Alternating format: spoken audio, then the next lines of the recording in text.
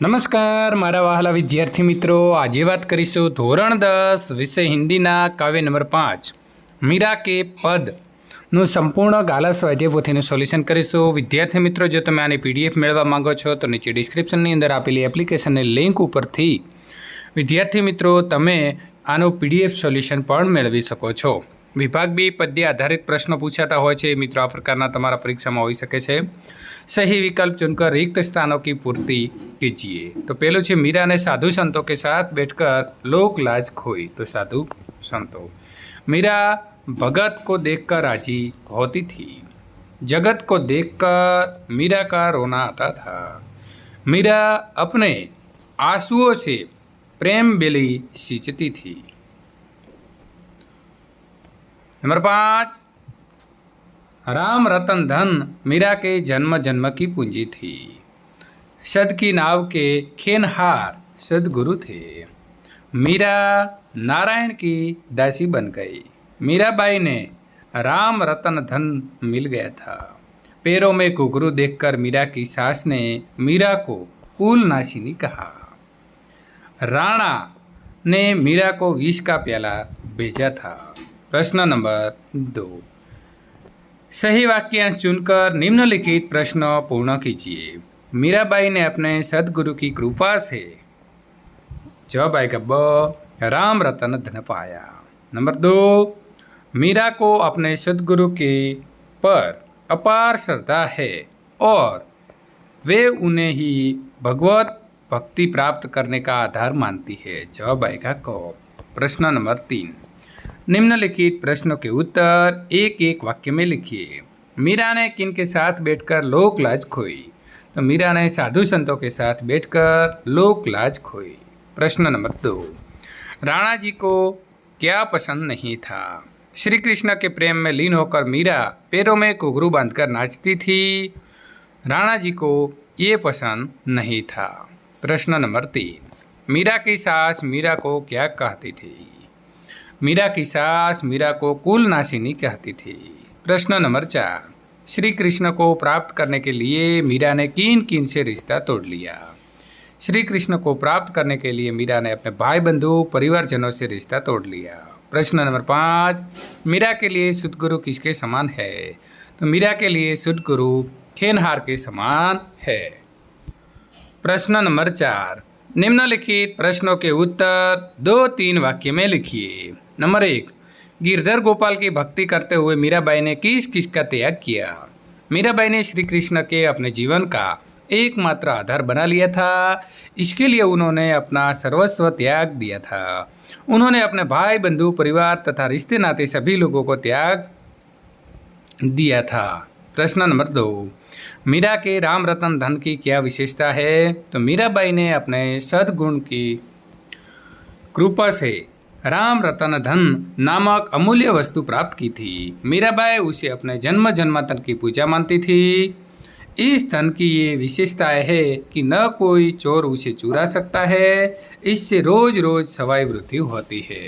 प्रश्न नंबर 3, मीरा इस भवसागर को किस प्रकार पार करना चाहती है? मीराबाई को अपने सद्गुरु पर अपार श्रद्धा है। वे उन्होंने भगवत भक्ति प्राप्त कराने का आधार मानती है। वे सत्य की इस नाव पर बैठकर भवसागर पार करना चाहती है, जिसका खेनहार उनके सद्गुरु होंगे।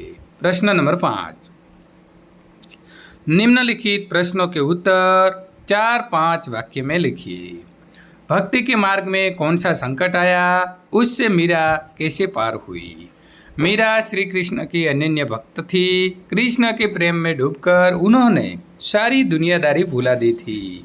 मीरा कृष्ण की भक्ति में दीवानी हो गई थी। ये सब राणा जी को पसंद नहीं आया। उन्होंने मीरा को जान से मारने के लिए जहर से भरा हुआ प्याला उनके पास भेजा। मीरा ने वो जहर हंसते हंसते पी लिया, पर इस पर जहर का मीरा पर कोई असर नहीं हुआ। प्रश्न नंबर 2, कृष्ण की भक्ति में डूबने से मीरा का कौन से दुख उठाने पड़े? मीरा कृष्ण को प्रेम में पड़कर संसार से विखत हो गई थी। उन्होंने संसार के नियमों और मर्यादाओं को भी परवाह नहीं की।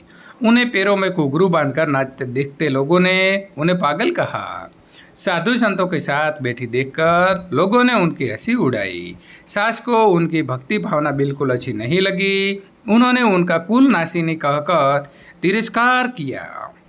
राजा को मीरा का रंग ढंग राज परिवार के खिलाफ लगा और उन्होंने मीरा को जहर देकर मारने की कोशिश की। इस प्रकार कृष्ण भक्ति में डूबने पर मीरा को तरह तरह के दुख उठाने पड़े।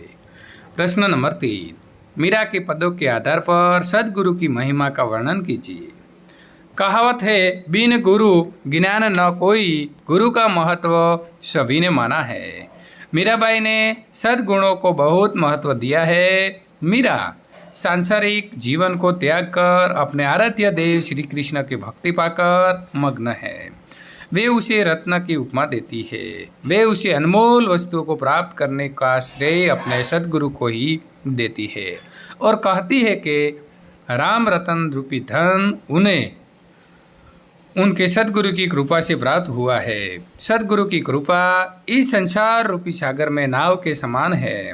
इस नाव में बैठकर मीरा सुरक्षित रूप से इस भवसागर को पार करने के प्रति निश्चित है, क्योंकि इस नाव के खेवनहार उनके सद्गुरु होंगे।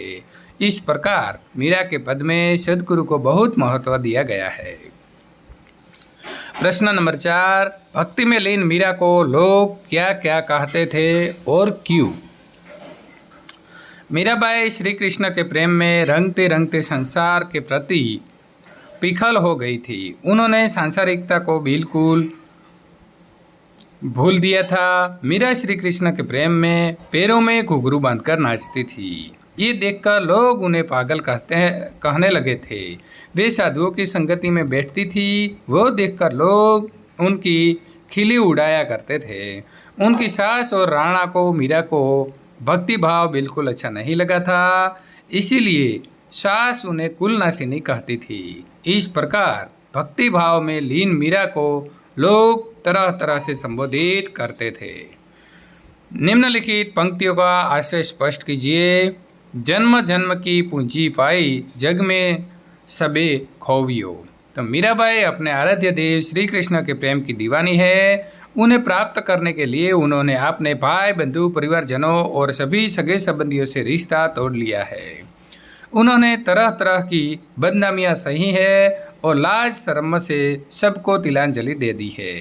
कहने का अर्थ ये है कि उन्होंने अपना सर्वस्व गवाकर अपने जन्म जन्मांतर की राम नाम रूपी अमूल्य पूंजी प्राप्त की है। ये ऐसी पूंजी है जिसका कोई जाड़ नहीं है। प्रश्न नंबर 2, सत की नाव खेवटिया सतगुरु भवसागर तरी आयो। सच्चाई मनुष्य का सबसे बड़ा गुण है। यदि कोई व्यक्ति सच्चे मन से अपने आराध्य देव का ध्यान करे और उसे सद्गुरु का सहयोग प्राप्त हो तो व्यक्ति को भवसागर से मुक्ति पाना कठिन है। मीराबाई के अपने सद्गुरु पर अटूट विश्वास है। उनके लिए सद्गुरु की कृपा इस संसार रूपी महासागर में नाव के समान है। इस नाव के सहारे वे सुरक्षित रूप से इस भवसागर को पार कर लेगी, इस बात का उन्हें पूरा विश्वास है। विभाग से व्याकरण आधारित प्रश्न है। निम्नलिखित शब्द समूह के लिए एक शब्द लिखिए। अच्छा सच्चा व्यक्ति साधु, पाँव में पहनने का एक गहना घुंघरू, गिरी को धारण करने वाला गिरिधर, जिसका कोई मूल्य न हो अमूल्यक। निम्नलिखित मुहावरे का अर्थ देकर वाक्य में प्रयोग कीजिए। पूंजी पाना तो धन कमाना, पूंजी पाने ही राजेश के तेवर बदल गए। भवसागर तरना, जीवन मृत्यु के फेरे से मुक्त होना। यदि भवसागर तरना हो तो माता पिता की सेवा करो। यश गाना, किसी की बधाई करना। विजया पूरे दिन अपने पति के यश गाती रहती है। सवाया बढ़ाना, बहुत अच्छा लाभ होना। विद्या रूपी धन सवाया बढ़ता रहता है। निम्नलिखित शब्दों के विरोधी शब्द लिखिए। साधु तो असाधु, आंसू तो मुस्कान, प्रेम तो घृणा, विष तो अमृत, तैरना तो डूबना, दासी तो स्वामिनी। निम्नलिखित शब्दों के पर्यायवाची शब्द लिखिए। बंधु तो भाई, अमोलक तो अमूल्य, दासी तो सेविका, बेल तो लता, पूंजी तो दौलत, खेवटिया तो नाविक। भाववाचक संज्ञा बनाइए। साधु तो साधुता, भक्त तो भक्ति, सिंचना तो सिंचाई, मग्न तो मगनता, फैलना तो फैलाव, खर्चना तो खर्च, प्रभु तो प्रभुता, मिलना तो मिलन। निम्नलिखित शब्द की कर्तुवाचक संज्ञा लिखिए। देना तो दाता, खेना तो खेवटिया, गोपालन तो गोपालक, नाच तो नचवैया, तैरना तो तैराक, गाना तो गायक।